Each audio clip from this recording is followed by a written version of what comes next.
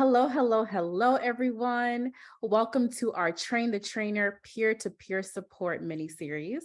We have selected 5 HBCU cohort grantees that have been awarded the campus grant in order to facilitate peer mentorship that resonates in real time. Each of our experienced grantees will be providing you all with analysis of what has been working and some of the challenges they may have experienced. Whatever it is, each HBCU will be tackling their own individual campus observations, and hopefully it'll resonate with many.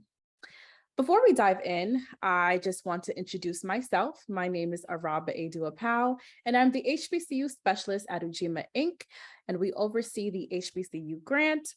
I'm joined here today by Dr. Vivian Barnett from North Carolina A&T. And Dr. Barnett, we just want to ask you to introduce yourself, what you do in your role, and talk a little bit more about how you oversee the campus grant. Okay, my name is Vivian Barnett, as said earlier, but I am a licensed psychologist and I am the executive director of the Counseling Center. And so we received the grant, a few years ago, and we currently have it now. And so what we've been trying to do is to get everyone involved, all the student organizations and the various people that may have an interest in, raising awareness and changing the culture. So pretty much we do a lot of the mental health issues on campus and making sure that when students are assaulted, that they have a safe place that they can come to and talk about some of their concerns. Great, excellent, excellent. So we want to learn a little bit more about how you guys have been able to manage and navigate the services that you provided with students, talk about your highs, your lows, some things that you would advise incoming grantees. And so our first question would be, what has been your experience with campus programming during your current grant cycle? And tell us a little bit about who you've been able to co-collaborate with and so forth. Okay. Well, I would say, we were very honored to receive the grant, for our campus. And so our programming has been around majority our student groups, and particularly like the Divine Nine, where a lot of people are attracted to, some of the fraternities and the sororities. And so we've been going through various trainings with them, how to teach them not to victimize or make people feel badly about what's happened to them. And so we've been doing a lot of programming around those particular people, but also outside groups like the military, veterans that we have on campus. We do that as well. And any of those student organizations has been our primary focus. Now we collaborate with student health, as well as with any of the service support services in student affairs, as well as in academic affairs. So sometimes we are not training students, but we're talking to some of the administrators about, how they can be helpful in helping us change the culture and hopefully end sexual violence, on our campus. So we've been doing a lot of work around that. And one of the things that you asked, what's been difficult, I guess, since we received a grant. And I think just going through that period of the COVID-19, where, we know that it was an increase in sexual violence, and so it made it harder for us to, really put our hands on, a lot of the training. We did a lot of the Zoom and social media posts, those kinds of things. And, just anything that we could put out in front of people, particularly around orientation and even, in some of those service learning groups. But that, I think, has been the most difficult for us, is not being physically on campus during that time and providing some of the activities that we normally would do if we were face to face. Gotcha. No, thank you for that. I think you mentioned various things that completely resonate. And I love how you touched on the piece about collective work, right? Engaging all members in efforts to end sexual assault and domestic violence. That's one of the main things we believe at Ujima, is that this is our collective responsibility. So thank you for that. And also you mentioned how you've navigated during the period of COVID. So it's a perfect segue into our next question. But I guess you can kind of say we're in a post-COVID era somewhat, right? We're doing Right. much, yeah, we're definitely doing much better than we've been doing before. And so our question to you would be, what does outreach and engagement currently look like for your campus? And how have you been able to navigate post-COVID? What, if any, are your plans to address some of the areas of struggle? Well, I would say this, since COVID or during that COVID time, we were able to hire, like our director for the grant. And so with that, we involved students that had an interest, in helping with this. And so what we've been able to do is to train those students to go out and talk to various groups, whether in their classes, making announcements or learning about some of the trainings that we were offering. And so the coordinator or the director of this has been instrumental in terms of like reaching pockets of people that maybe have been overlooked in the past and providing that training for them. And I think that's been real beneficial. I know one of the things that we looked at are even our vendors that come on campus, providing some information to them about, what does it mean and how do we keep our students safe? And so just having just a blurb of information about that, I think that's been really good. And one of the things that we do through the counseling center, which I'm glad that the grant is within the counseling centers, because we do outreach all the time for various groups, maybe 3-4 times a week. And in all of our trainings, we provide some type of information for the participants around sexual assault and domestic violence, dating violence, intimate partner violence. So we provide that information, even if it's not really on that subject matter. We just want it to be included in what we're doing. And so, again, we're reaching a lot of the student groups, but we're also reaching some of the graduate students, that may be involved in, certain things or just need information about that.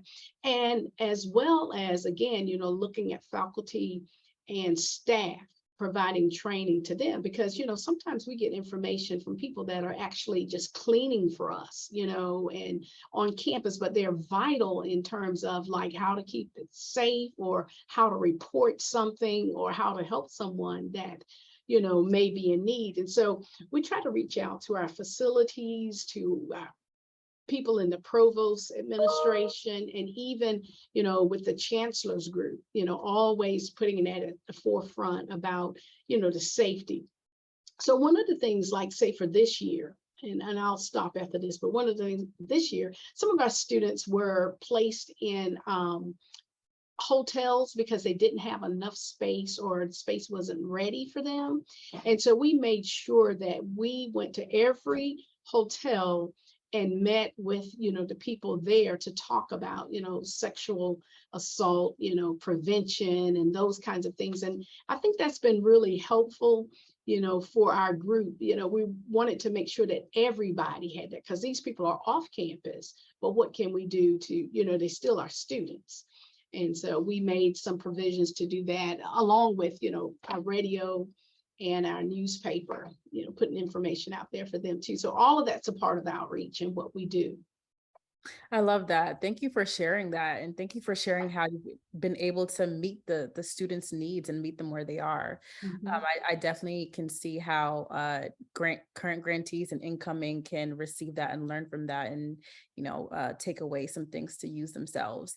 And speaking of incoming grantees, now, I want you to be completely honest with this next question, but we want to know, what are some things you wish you knew before becoming a grantee, and how would you advise incoming grantees?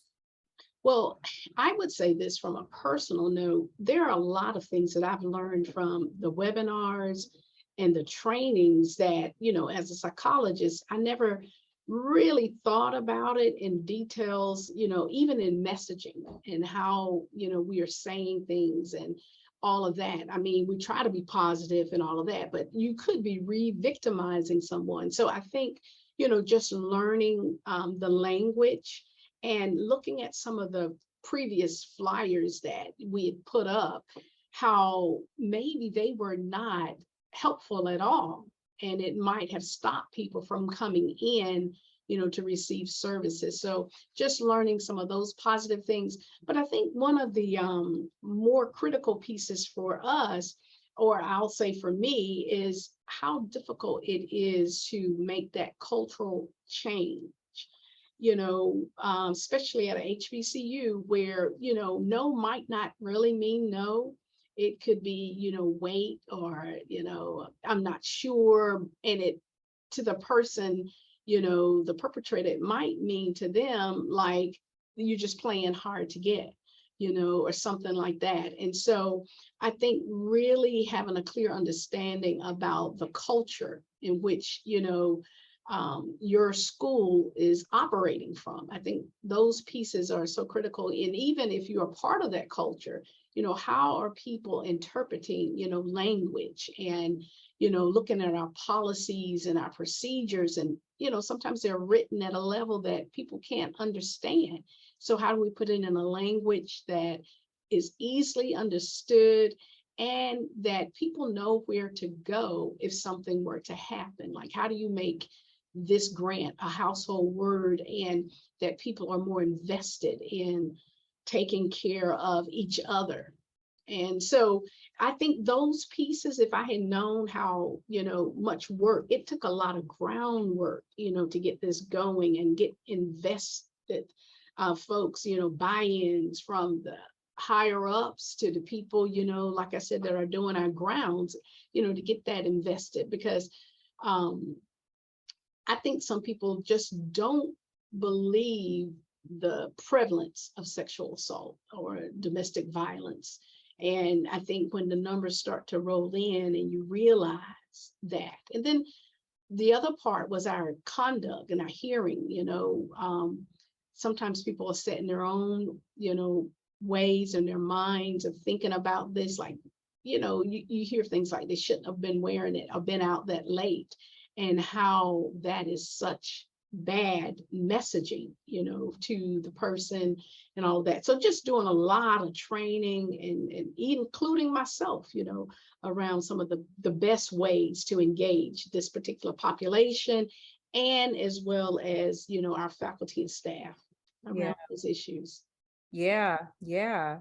And I love how you touched on the piece about how us as advocates, right? We really need to be aware of those cultural shifts, especially on campus, because they're always shifting. Mhm. And that is a perfect transition into the next question I want to ask you. But when it comes to community response and advocacy, what are some of the trends you've noticed on your particular campus? And can you tell us, have you possibly spent, more time focusing on certain areas more than others? And what are your plans to kind of like, start addressing everything holistically? Well, I would say a lot of the trends that we see on our campus is around mental health, and how sometimes those things are co-occurring. Like a person, may have been sexually assaulted or violated, but may not have necessarily a mental health condition. And so, and then sometimes it's triggering to something in their past that makes it more, upfront now because it's trauma that's happened to them. And so, they may become depressed or anxious around, various things, but the trauma itself triggered, a lot of this other stuff that's happening to them. But the one piece that I would say that that I found most helpful is our SGA, our Student Government Association.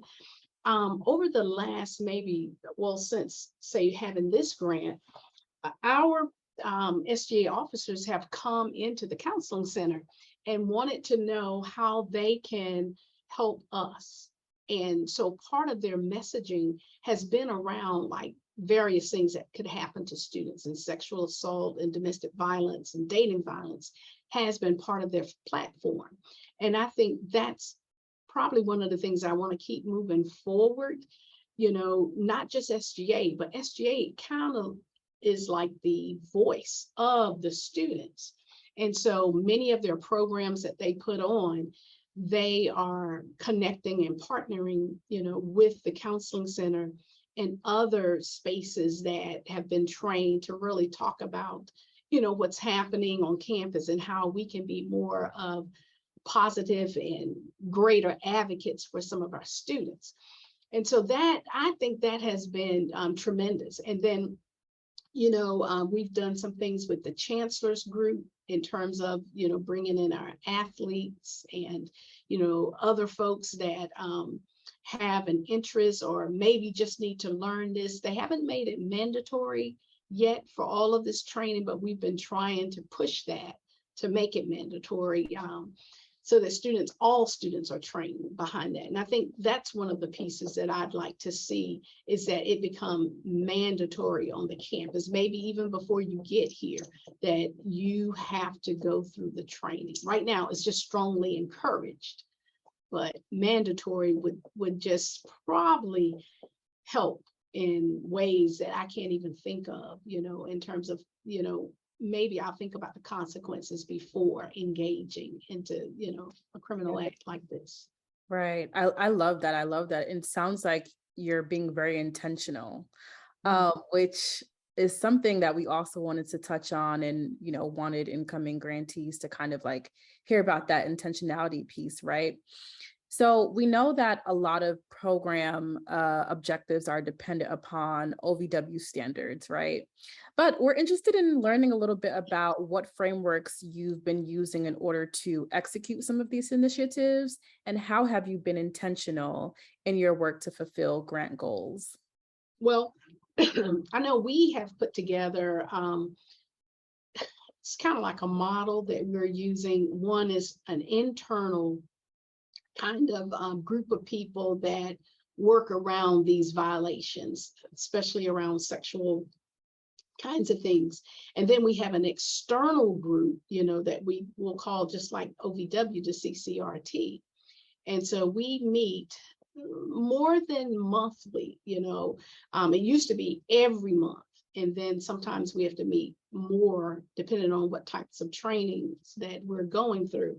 But I think that's a model that we're using to, do some internal work around, those people who are definitely involved whenever something happens, but also those individuals who can do some prevention work in advance.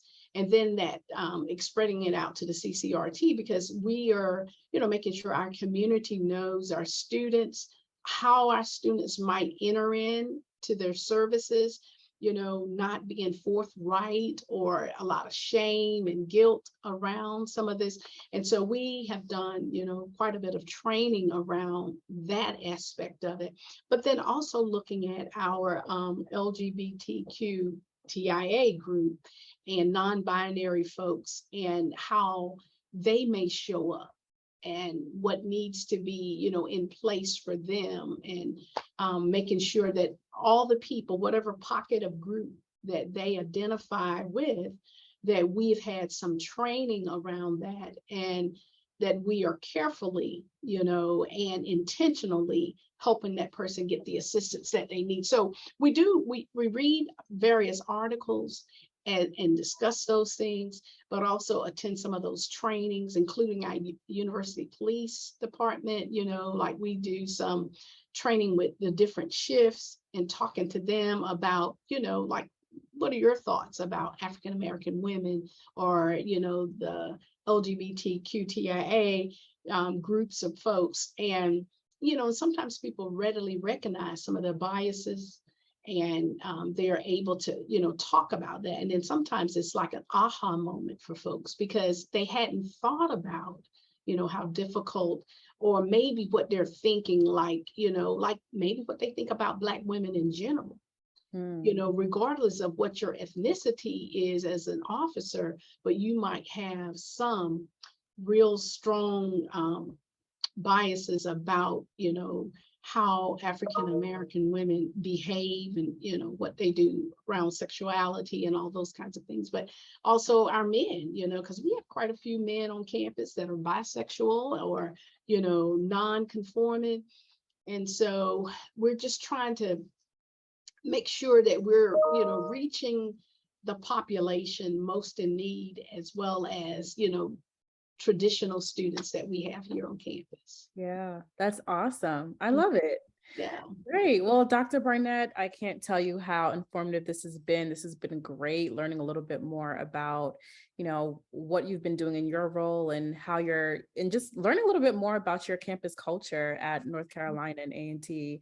It's awesome. So just to close this out, we just want to know, what has been your biggest moment of pride so far? Man, it's been many. We do things like the reason I walk. And so we got the best band in the country. And so we use some of those band members to walk around campus, with us, and we have a following. And after we get to the designated space, we share information about, some of the trends on campus.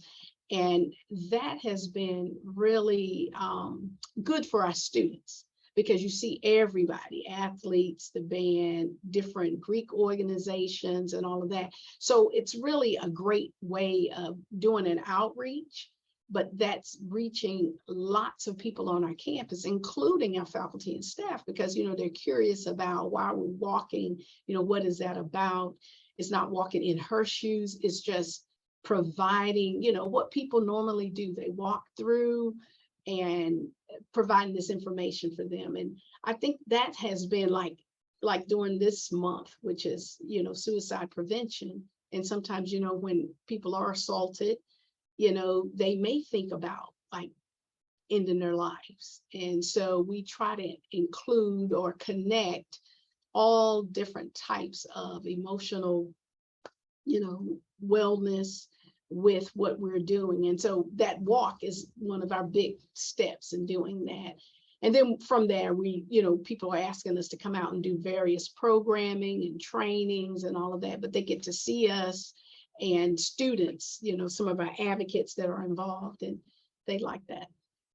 Awesome. That Yeah. sounds good. That sounds good. Well, folks, there you have it. Yeah. It was great speaking to you, Dr. Barnett. We really appreciate all the information you've given. And I know our current and prospective grantees will appreciate and take away so much. But lucky to have you. And that's it. All right. Well, thank you so much. It's been my pleasure. Thank you.